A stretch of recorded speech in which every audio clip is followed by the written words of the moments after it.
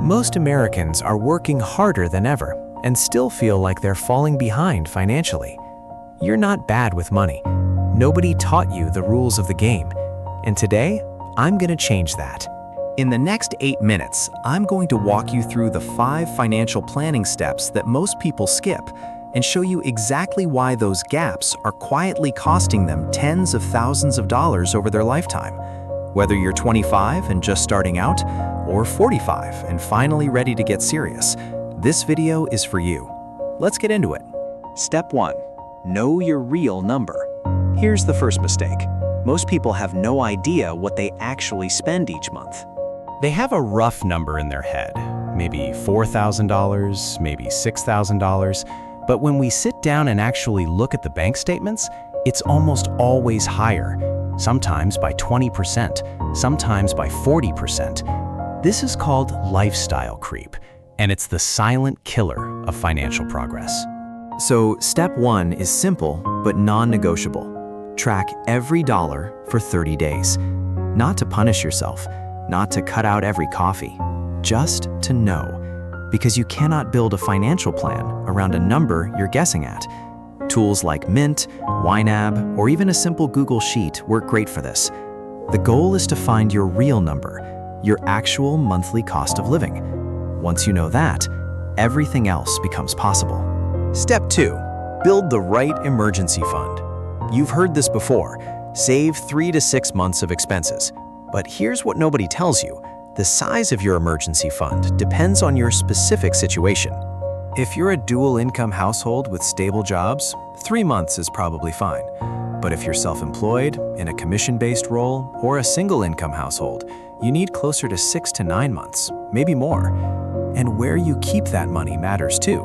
A lot of people have their emergency funds sitting in a regular checking account, earning basically zero. In 2025, high-yield savings accounts are offering 4 to 5%. That's free money just for parking your cash in the right place. Your emergency fund isn't an investment, it's insurance. But there's no reason it should be completely idle while it waits for a rainy day. Step 3. Attack debt in the right order. Debt is emotional, and because it's emotional, most people don't attack it strategically. They just throw random amounts at different accounts and hope for the best. There are 2 popular methods. The debt avalanche.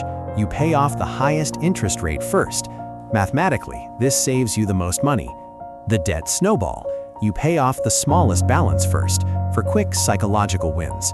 Studies show this one keeps people more motivated. Neither is wrong, but the one you'll actually stick to is the right one for you.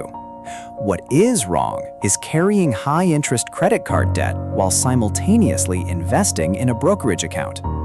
If your credit card is charging you 22% interest, paying that off is a guaranteed 22% return. No index fund beats that.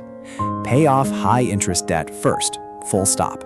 Step 4. Maximize the right accounts in the right order. This is where most people leave the most money on the table, and it's not even close. Here's the order I recommend for most Americans. First, contribute enough to your 401k to get the full employer match. That's a 50% to 100% instant return on your money. If you're not doing this, you're leaving free money on the table.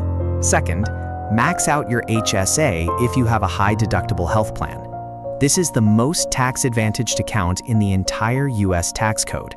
Contributions go in pre-tax, grow tax-free, and come out tax-free for medical expenses. It's a triple tax benefit. Third, max out a Roth IRA. For 2025, that's $7,000 per year. Your money grows tax-free, and you pay 0 taxes in retirement. If you expect to be in a higher tax bracket later in life, the Roth is almost always the better move. Fourth, go back and max out your 401k beyond the match.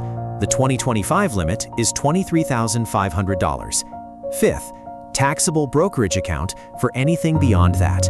This sequence alone, just following the right account order, can add 6 figures to your retirement over a 30-year career. Step 5. Protect what you're building. Here's the step nobody talks about because it's not exciting. Insurance and estate planning. You can do everything right.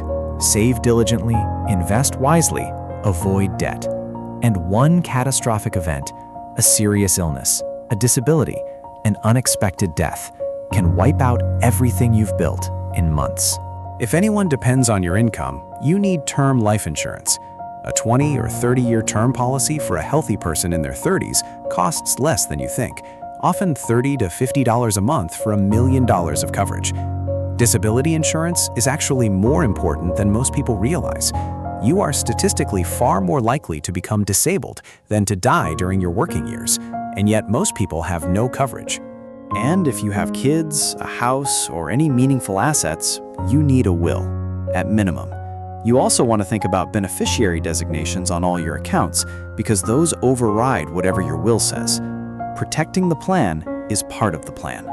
None of this is complicated, but simple doesn't mean easy, and that's why most people never do it.